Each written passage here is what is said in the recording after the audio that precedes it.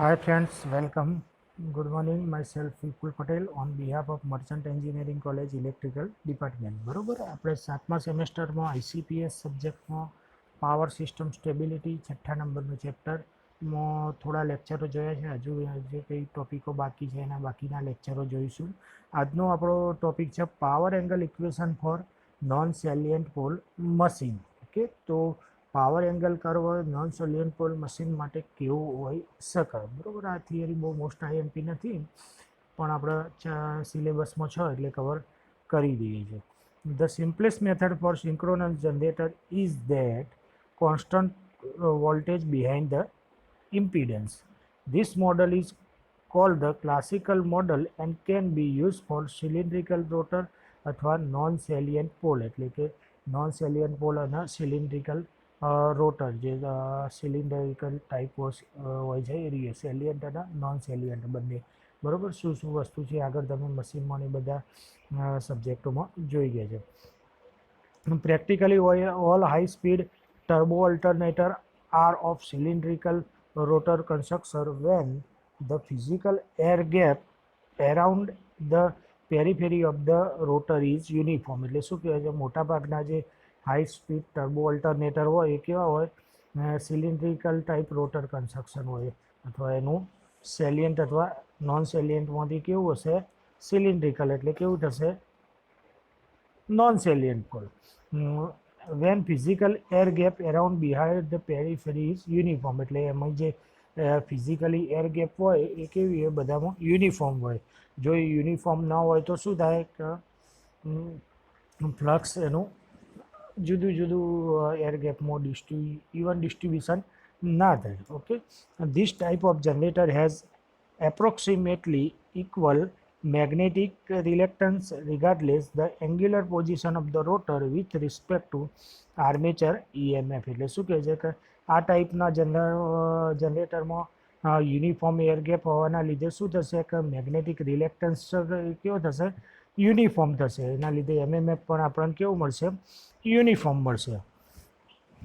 The phasor diagram of the voltage and current at constant speed and excitation as shown in figure. બરાબર, આપણે એનો phasor diagram જોઈશું. એ પહેલાં phasor ડાયાગ્રામમાં જે કંઈ ક્વોન્ટિટી આવે છે એ સમજી લઈએ. E is equal two generator EMF, V is equal two terminal voltage, theta is equal two power factor angle, IA is equal two armature current, RA is equal two armature resistance and XD is equal to direct axis reactance. Clear? તો આટલી quantity થઈ ગઈ. E એટલે generator EMF, V એટલે terminal voltage, theta એટલે power angle, power factor angle, IA armature current, RA armature resistance અને XD એટલે direct axis reactance. જો તમને ફેઝર ડાયાગ્રામ આપેલો છે, આ તમારું બે ક્વોન્ટિટી મેઇન આપેલી છે, એક V અને E. બરાબર, જનરેટર વોલ્ટેજ અને ટર્મિનલ વોલ્ટેજ. બરાબર, બંનેનો એંગલ, બંને વચ્ચેનો ડેલ્ટા છે. હવે એ બધાની ક્વોન્ટિટી આપણે જોઈશું. પાવર P એનો એટલે VIA થાય, અહીંયા આપેલો છે VIA.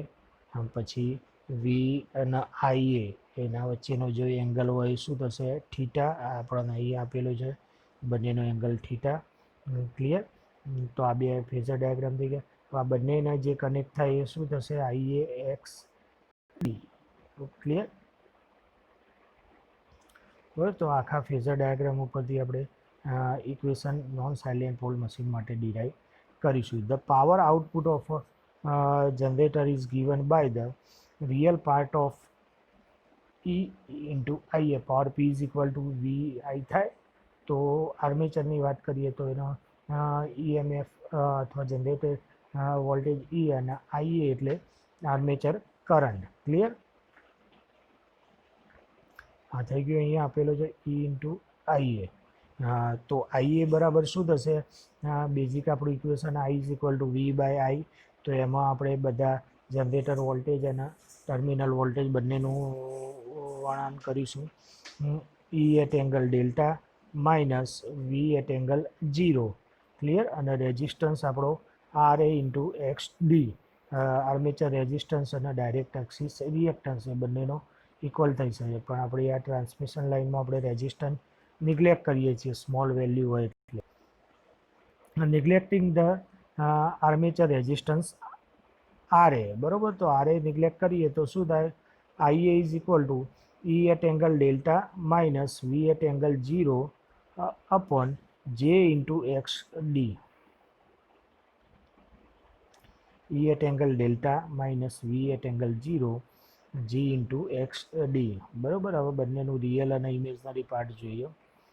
તો power P is equal to real parts જોઈએ આખા ઇક્વેશનના, જુદું જુદું ડિરાઈવ કરીએ અથવા ભાગ પાડીએ તો E at angle delta common કાઢીએ તો શું થશે? એક્સ ડીના E at angle delta at E at angle 90 minus delta upon X D, અને એંગલ ડેલ્ટા બહાર કાઢ્યો અહીંયા તો V at angle delta upon X D, આ બે ભાગ થાય. હવે આ બંનેનો ગુણાકાર કરીએ અંદરના પદ વડે તો ઈ ઇન્ટુ ઈ એટલે ઈ સ્ક્વેર, બાકી શું થઈ જશે? 90 માઇનસ ડેલ્ટા એટલે cos delta minus E into V cos, અહીંયા 90 માઇનસ ડેલ્ટા તો અહીંયા 90 પ્લસ ડેલ્ટા, 90 પ્લસ ડેલ્ટા, બંનેના નીચે એક્સ ડી તો ખરું જ. ક્લિયર? તો પી ઇઝ ઇક્વલ ટુ શું થાય? E V upon sine delta by X. Clear? Cos minus cos એટલે साइन. તો P ઇઝ ઇક્વલ ટુ શું થઈ? E V delta by X ડીની જગ્યાએ એક્સ, જે ડાયરેક્ટ એક્સિસ રિએક્ટન્સ હતો એ જ આપણો ટોટલ રિએક્ટન્સ એક્સ થઈ જશે. R E stand for real power, જે આપણે રિયલ પાવર કહ્યું છે. The maximum power that can be transferred for particular excitation is given by maximum power ક્યારે ટ્રાન્સફર થાય? when the value of the delta is equal to 90, sin 90 is equal to 1, that the power should be transferred maximum. Clear?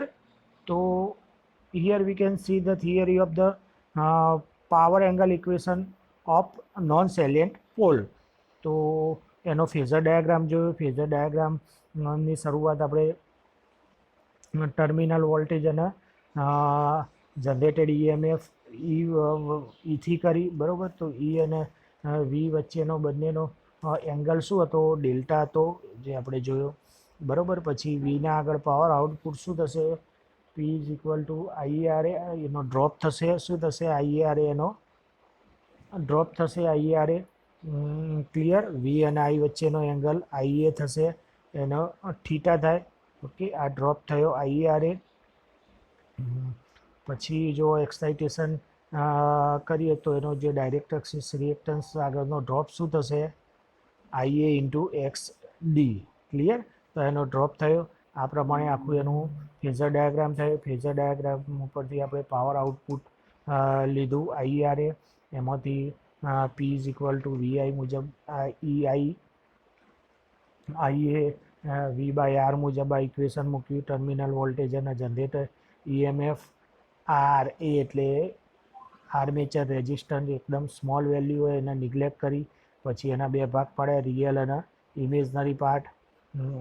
તો લાસ્ટમાં આપણને આ equation મળ્યું, બરાબર. તો આખું જે નોન સેલિયન પોલ મશીન માટેનું ઇક્વેશન છે. સેમ એ રીતે સેલિયન પોલ માટેનું બી ઇક્વેશનની થિયરી આવે છે, બરાબર. એ આગળ આપણે જોઈશું નેક્સ્ટ ચેપ્ટરમાં, અથવા ટાઈમ મળશે એટલે. સેલિયન પોલ મશીન હોય તો શું હોય એમાં?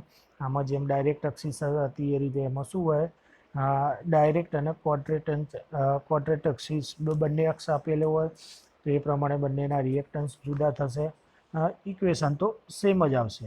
ક્લિયર? તો જે આ રીતે એમાં ડાયરેક્ટ એક્સિસ એક્સ ડી હતી, એમાં ક્વોડ્રેચર એક્સિસ એક્સ ક્યુ થશે. ક્લિયર? તો એ બે આમાં એક જ રિએક્ટન્સ હતો, તો પેલામાં બે રિએક્ટન્સ થશે, એક્સ ડી અને એક્સ ક્યુ. તો એ મુજબ એનું પણ ઇક્વેશન સેમ જ થશે, બરાબર. એ શું થશે? P is equal